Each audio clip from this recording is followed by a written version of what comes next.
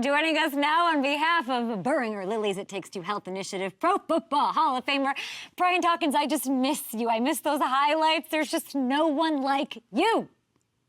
Thank you. Thank you. And thank you for having me, too. Thank you for having me, too. Oh, my gosh. Great. Anytime, Hall of Famer. Are you kidding? The Eagles, everything. You're on top of the world right now. Listen, I was watching football this weekend. The Texans they had a fake punt against the Dolphins, which is great news for me because it gives me an excuse to show the fake punt that you took to the house. Okay, I'd like you to maybe talk me through it. I think we might have it. Please? There we go. Talk me through this, my friend. Yes, so this is from my good man, Brian Mitchell, and it was because of Rashard Cook getting hurt that week in practice that I was actually the wing guy because I was the backup. And so I got a chance to get the touchdown that he probably would have gotten had he been healthy. So I thank Rashard over and over again. And I also thank B. Mitch for putting a little height on the ball because I was stumbling a little bit. I love that you're giving credit to everybody else, but when I watch that, I'm looking at the reach behind you. To catch the ball is so stupid. It's insane. And then to look so smooth in the open field. Everybody wants to talk about the hits, the physical plays. Every time you got your hands on the ball, it was so special, Brian.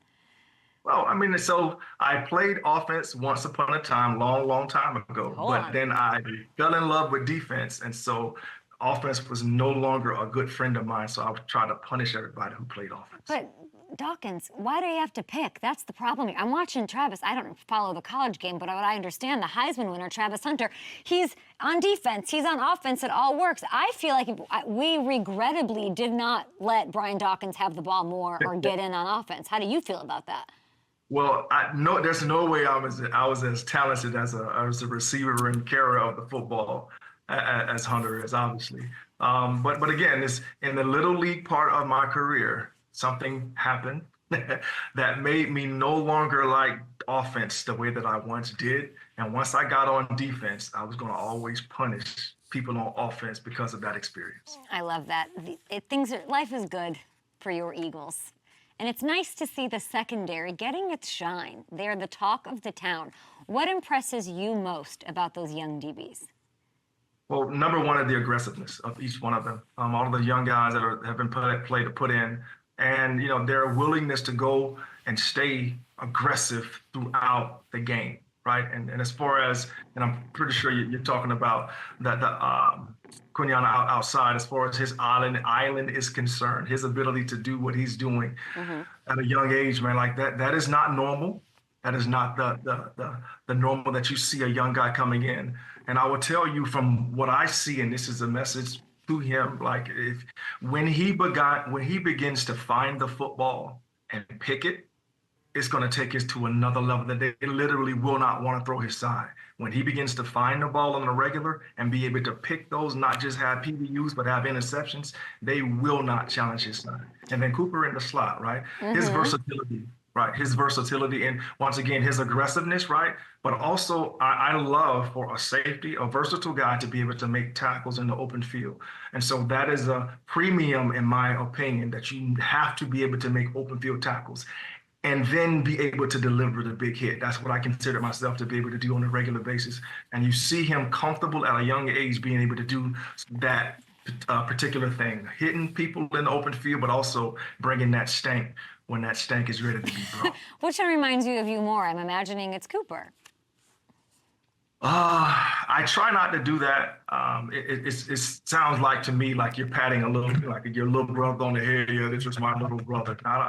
I try not to do that to guys. But again, I love the aggressiveness of not just those two guys, but the secondary. CJ is aggressive. He's hitting him, and he comes up and delivers that stank. Like I love seeing that. So that, to me, that's in the locker room. That's in the meeting room. When they watch film together, they're probably seeing who brings the hardest hit every week. And I love that competition.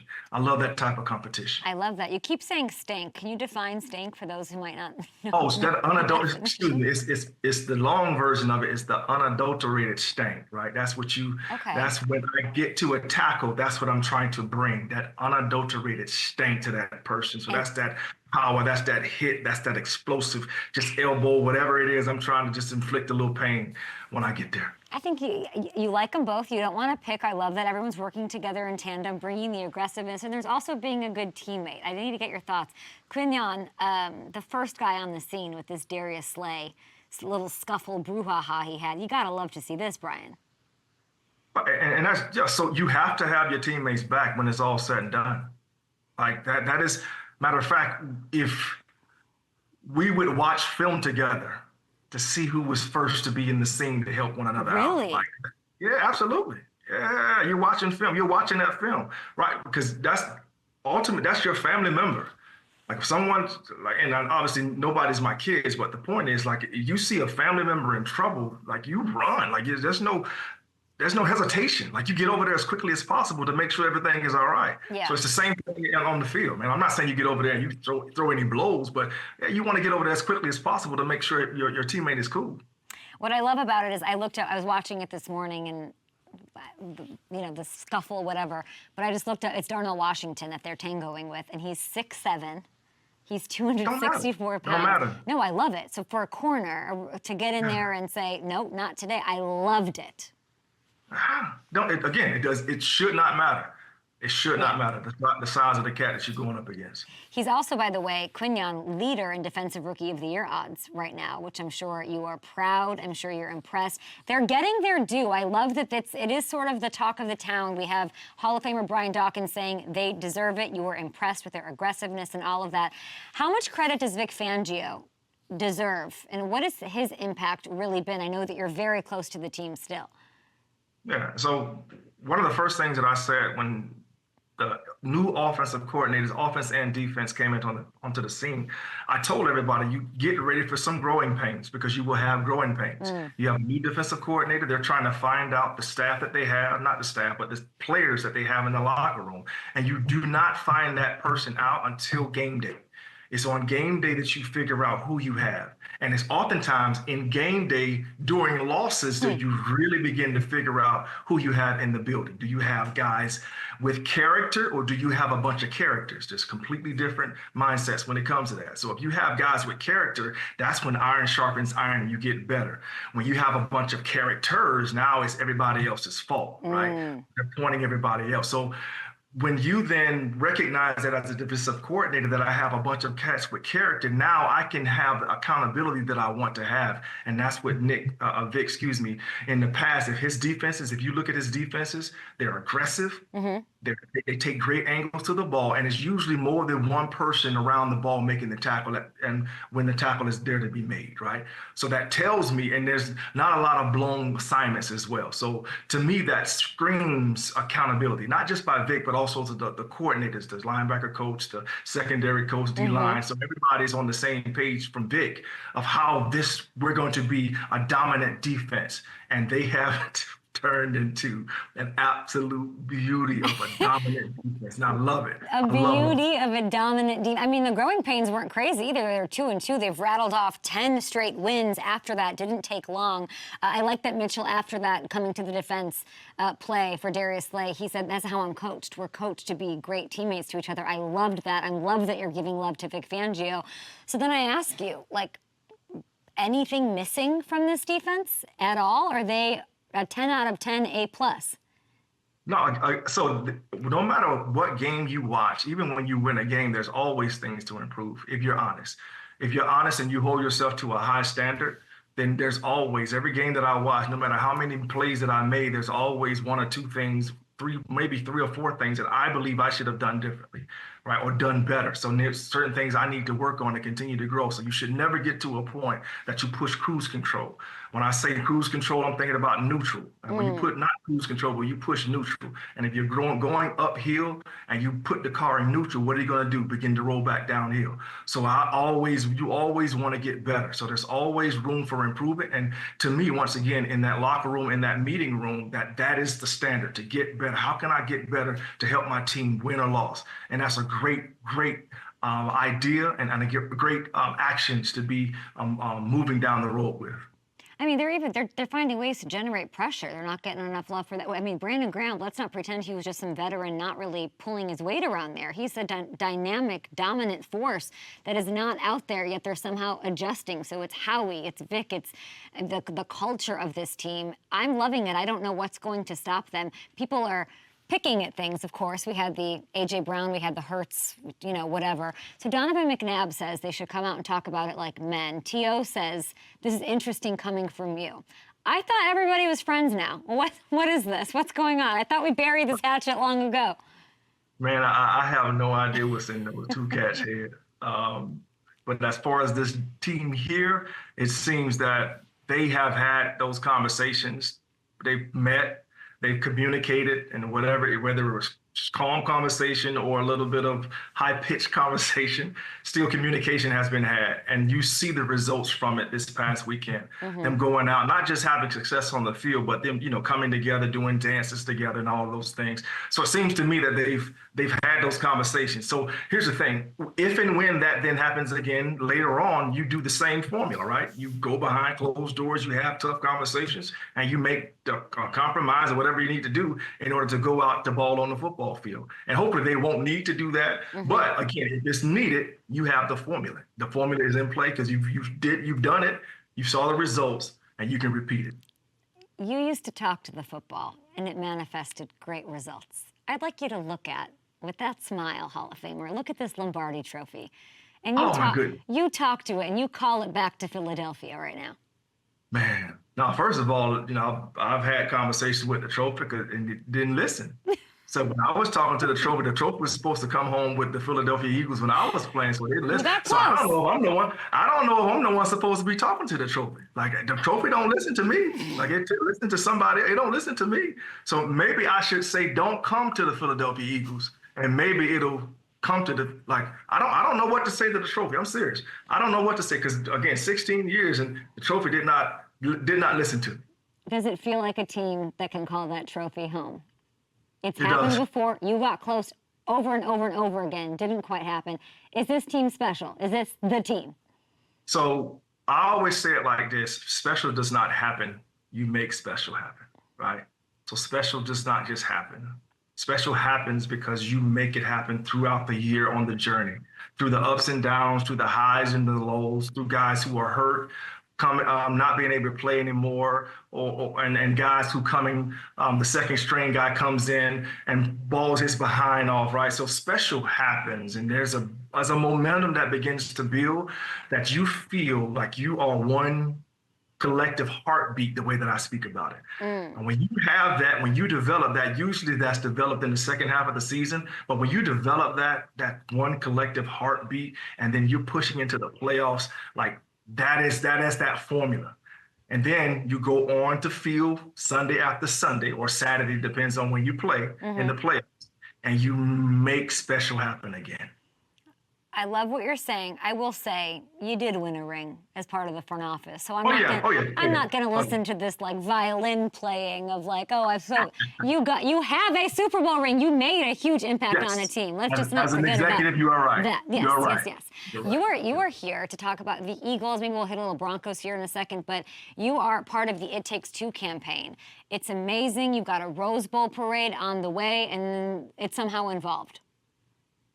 Yeah, so I'm blessed to be a part of it. First of all, Beringer and Lily has allowed me to be a part of it, and so it hits home first for me. And so if you know anything about me of playing in the National Football League, like I've had to be someone that's been dedicated to my health, number one, but I also have been someone that's proactive, right? Not necessarily reactive. I want to be proactive as much as possible when it comes to my health, when it comes to play on the field, things I need to get better at, to do better, to make sure that if they see something on film that they're going to attack, that I've already improved in that area, right? So with that in mind is how I approach my life after the game. And so when I got this information that high blood pressure and type 2 diabetes puts you in a high percentage of having kidney disease, then that was something that I needed to have to talk to my parents about and their caregivers, because they both have it. They both have type 2 diabetes. And my mom no longer is battling with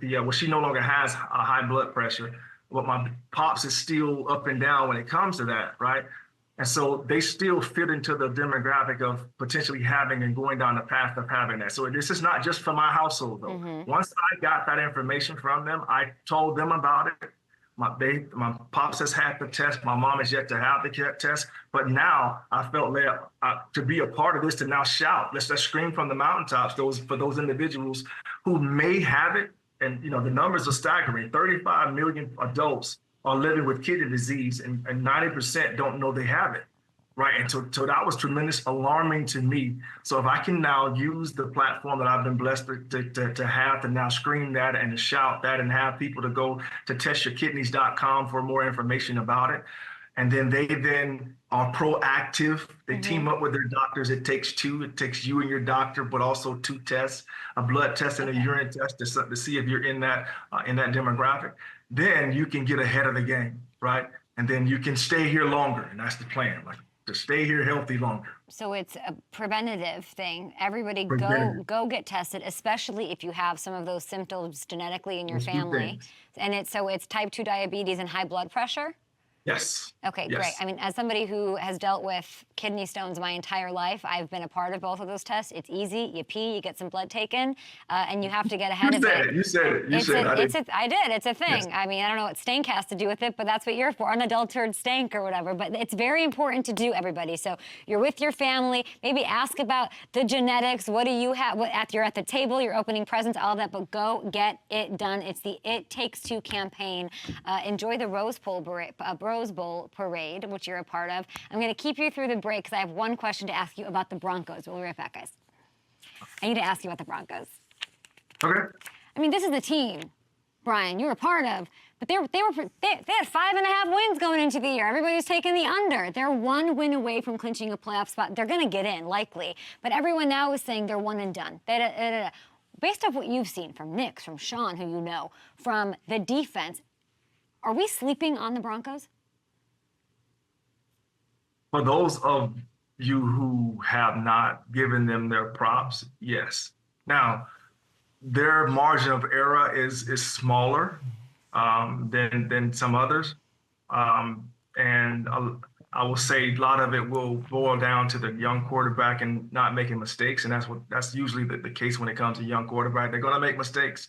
And sometimes the pressure of the environment of a playoff is completely different. And so that would be the thing that would really give me a tremendous pause as far as them going far in the playoff towards the Super Bowl run. But they have the defense. They've seemed to revive the running game and have a balanced offense. You do have a capable quarterback, more than capable of making things happen with his legs as well, not with his legs, but also his arm. And so, like, they do have the ingredients to make a run for the Super Bowl. But again, for me, it's just that the new atmosphere. I don't care how much Sean tries to pour into him from the experiences that he's had. Obviously, he's a Super Bowl coach, winning coach. But the atmosphere that he's going to have to step into, because they're probably going to have to go on the road, right, to get to the Super Bowl, and that's a tough thing for a rookie to do. Not saying it's impossible, but it's extremely tough to do. I mean, speaking of rookies, Jaden's going to have a tough time as a rookie up against this Eagles team in Week 16. Brian Dawkins, we appreciate your time so much. Stay blessed and Merry Christmas. You too. God bless. Thank you. Bye.